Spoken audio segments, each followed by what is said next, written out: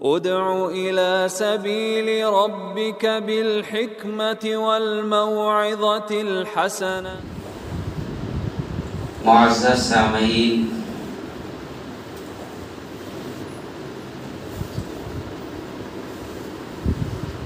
رمضان مقدس کا مہینہ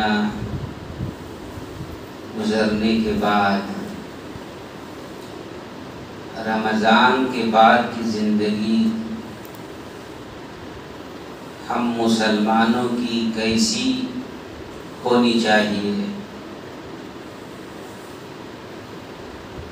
اور اس میں ہم کیا کرتے ہیں، اس میں شریعت کا کیا حکم ہے، ہمارے ان اعمال میں سے رمضان کے بعد کے ہمارے کرتوتوں میں سے ایک کرتوت، ایک عمل سیر و تفریح کا تھا، اس پر آپ نے 2 جمعہ تفصیل سے سماعت فرمایا اور حکم شریف ہی معلوم ہو گئی۔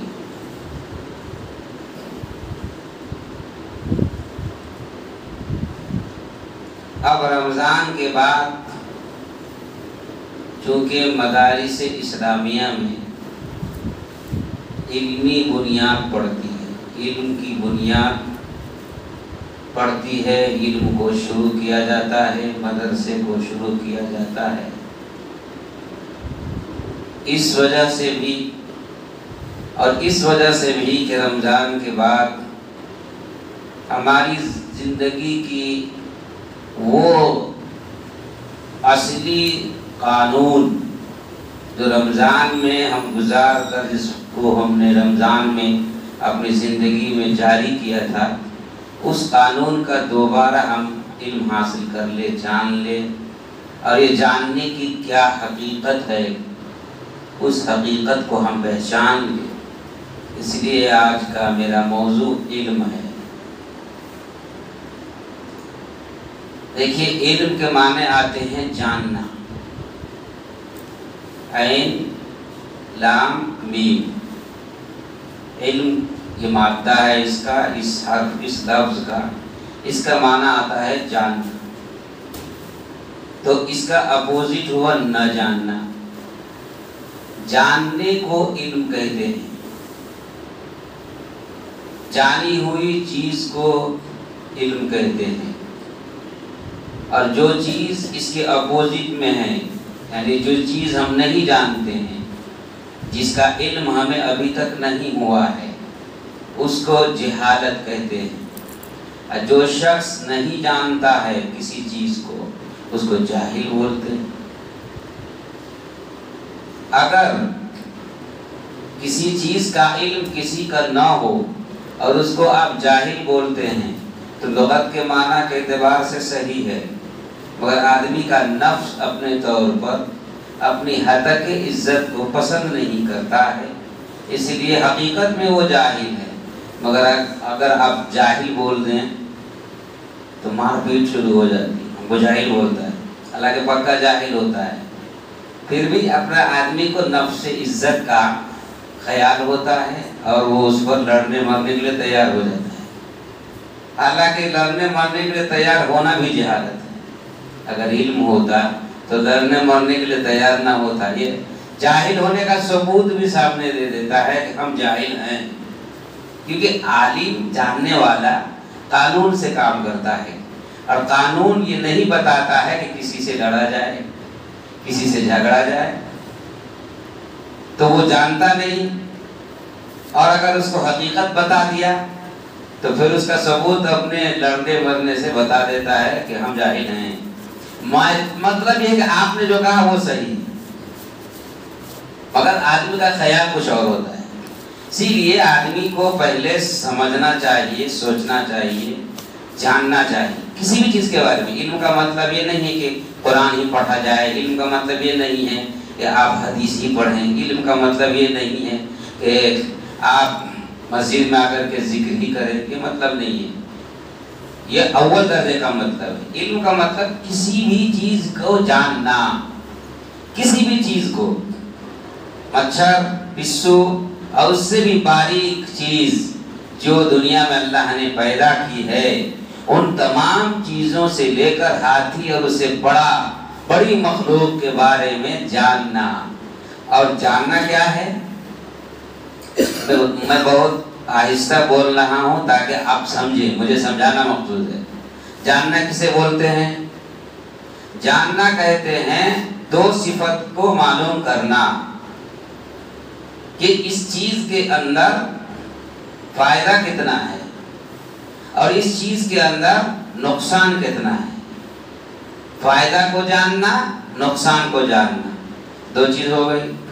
تیسری چیز، فائدہ کو کیوں جانیں گے اور نقصان کو کیوں جانیں گے؟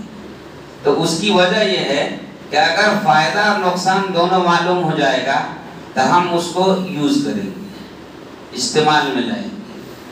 اگر فائدہ معلوم ہو گیا تو فائدہ کے لانے سے اس کو استعمال میں لائیں گے، اور اگر نقصان معلوم ہوگا اس سے یہ نقصان ہے تو نقصان کے راستے بھی یوز کرنے کے ہوتے ہیں. وہاں پر اگر نقصان دہ چیز کو استعمال کرنا ہمارے لیے فائدہ ہے تو ہم اس کو اس جگہ استعمال اس کے قانون سے کریں گے. مثلا کچرا ہے، زیادہ کچرا لگا دیا آپ نے اور بدبو آ رہی ہے اس سے، تو وہاں پر پیار محبت سے کام تھوڑے بنے گا، عطر ڈالنے سے تھوڑے بنے گا. کہاں تک عطر ڈالتے رہیں گے آپ؟ تو آدمی کیا کرتا ہے، سب کو جمع کر کے آگ لگا دیتا ہے، جلا دیتا ہے. جلانا تو بری چیز ہے، اور جلانا جلن کی چیز ہے، نقصان دینے والی چیز ہے، آگ کی صفت ہے. تو آگ کی یہ صفت جلانا ہے اور یہ کام آ رہی ہے. یہ صفت ہمارے فائدے کے لیے ہم نے کچرے کو جلایا اور وہ راکھ بن کر بھاپ بن کر ختم ہو گیا اور وہ جگہ پاک ہو، ہمارے لیے فائدہ ہوا. تو دنیا میں جتنی چیزیں ہیں ہر چیز میں دو صفات ہوتی ہیں، اس کے دو مزاج ہوتے ہیں. ایک مزاج ہوتا ہے جلن کا اور نقصان دینے کا، اور ایک مزاج ہوتا ہے فائدہ پہنچانے کا، نفع پہنچانے کا. دونوں انسان کے لیے ضروری چیز ہے. فائدہ کس سرکل میں ہوگا؟ فائدہ والی صفت سے، اس چیز سے اس سرکل میں کام لینا ہے، اور نقصان اور جلن دینے والی چیز کے مزاج میں، چیز کا جو مزاج ہے اس مزاج سے ہم کو نقصان نہ ہو اور ہم اس سے بھی فائدہ حاصل کریں، تو اس سرکل میں ہمیں اس کے قانون سے استعمال کرنے سے ہمیں وہ بھی فائدہ ہے. اللہ تعالیٰ نے ہر چیز میں دو صفتیں اسی لیے پیدا کیا ہے.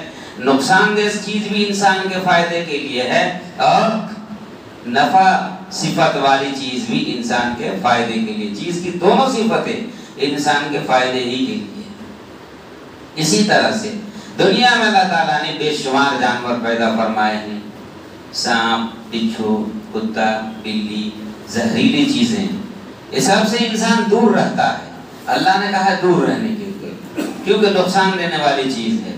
مگر کیا اس سے فائدہ نہیں ہے؟ اگر نقصان دینے والا مکمل ہوتا، وہ چیز ہوتی تو اللہ تعالیٰ کیوں پیدا کرتا؟ اللہ کے پیدا کرنے کی کوئی حکمت ہے اس میں، اور وہ حکمت یہ ہے کہ انسان کو اس سے فائدہ پہنچے. جو چیز آدمی جہاں پر رہتا ہے تو وہاں پر جہاں صفائی کرتا ہے وہاں پر گندگی بھی لگتی ہے، اسی لیے جھاڑو بنایا گیا اور جھاڑو دیا جاتا ہے. جہاں آپ رہیں گے وہاں پر ایک جگہ کو صاف کریں گے تو وہاں سے کچرا دوسری جگہ لگے گا. تو صفائی کے ساتھ کچرے کا ہونا آٹومیٹک ہے، روشنی کے ساتھ اندھیرے کا ہونا آٹومیٹک ہے. اسی لیے انسان کو اللہ نے اس کی حفاظت کے لیے، انسان کی فائدے کے لیے کچھ ایسی زہریلے چیزیں پیدا فرمائی کہ ہوا صاف ہو، انسان اچھی طرح صاف ہوا لے اور گندا ہوا کاربن کو باہر کرے. اگر کاربن باہر کرتا ہے، گندگی باہر کرتا ہے، اور وہ کاربن ختم نہ ہو، وہ کچرے کو آپ نہ جلائے تو انسان اچھی ہوا سے سانس نہیں لے سکے گا اور وہ مر جائے گا. انسان کے زندہ رہنے کے لیے ضروری ہے کہ اس کے آس پاس میں کاربن ڈائی آکسائڈ نہ ہو، گندی ہوائیں نہ ہو، گندا تعفن اور بدبو نہ ہو.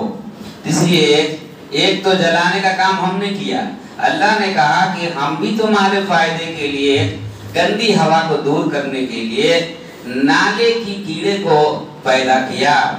کیڑا ہے، تم اس سے گھن کرتے ہو مگر تمہاری حفاظت میں لگا ہوا ہے وہ. اور نالے کی گندگی کو اس کی خوراک ہم نے بنا دی اور وہ کھاتا ہے اور گندی چیزوں کو، اپنے گندی ہواؤں کو اپنے پیٹ میں زہر کو بھرتا ہے اور تمہاری حفاظت کی ڈیوٹی پر وہ اپنا ڈیوٹی انجام دے رہا ہے.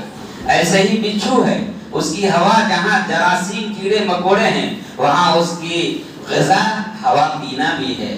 زہریلی اور کاربن ہوا کو پینا، گیس کو پینا، یہ بچھو کی غذا ہے اور وہ پیتا ہے اور اپنے پیٹ میں زہر کو بھرتا ہے اور ہمارے لیے ماحول کو صاف کرتا ہے، اچھی ہوا پیدا کرنے کا ذریعہ ہے اور گندی ہوا کو پیٹ میں رکھ کر زہریلے مسموم ہمارے نقصان دینے والے ہواؤں اور گیسوں سے ہم کو حفاظت کر کے ہم کو کلین کرنے کا کام کرتا ہے. وہ یہ ہمارے فائدے کی چیزیں بچھو نقصان دہ چیز نہیں ہے، ہمارے فائدے کی ہے. نقصان دینا اس کا ضرر کا کام ہے، اس لیے کہ اس کے پیٹ میں زہر بھرا ہوا ہے، اس سے ہم کو حفاظت سے رہنا ہے.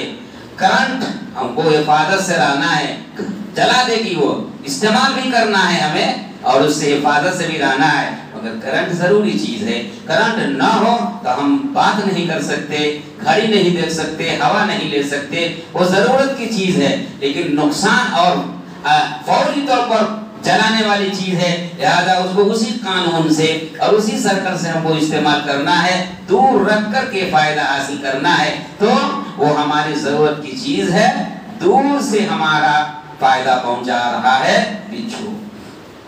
اسی لیے بچھو کو پیدا فرمایا.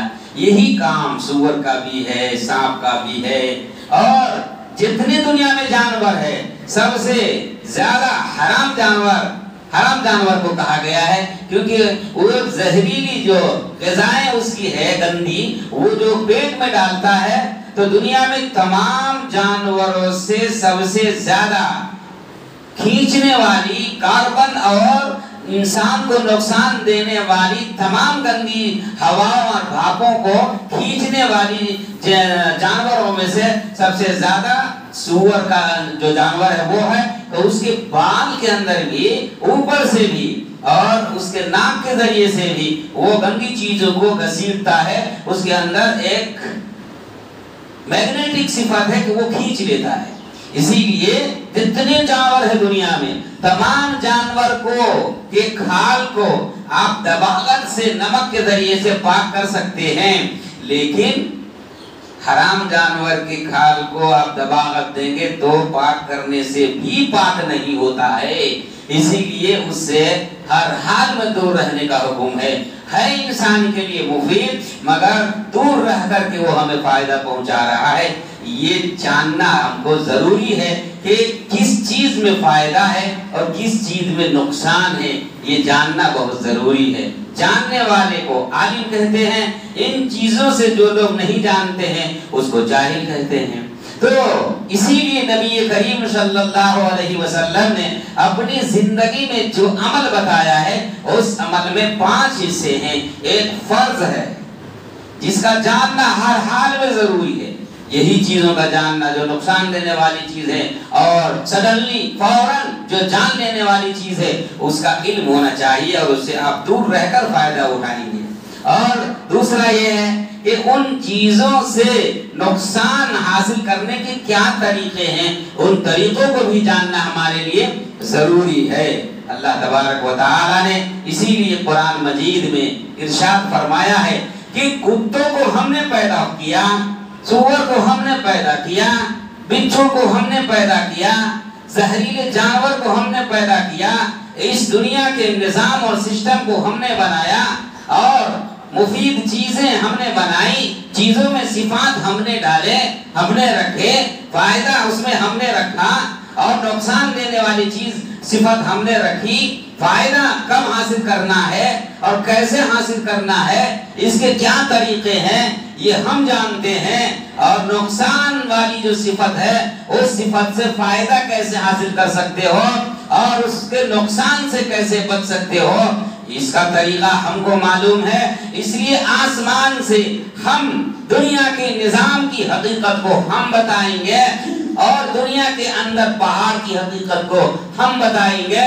دنیا کے اندر جتنی ہریالی سبزی گھاس ہے اس کی حقیقت کو ہم بتائیں گے، دنیا میں جتنے کھانے پینے اور سبزی ہے اور کھانے کی چیزیں ہیں ان کے نفع اور نقصان کو ہم جانتے ہیں، اس لیے کہ ہم نے اس کو پیدا کیا ہے، اس لیے اس کی حقیقت کو ہم ہی جانتے ہیں۔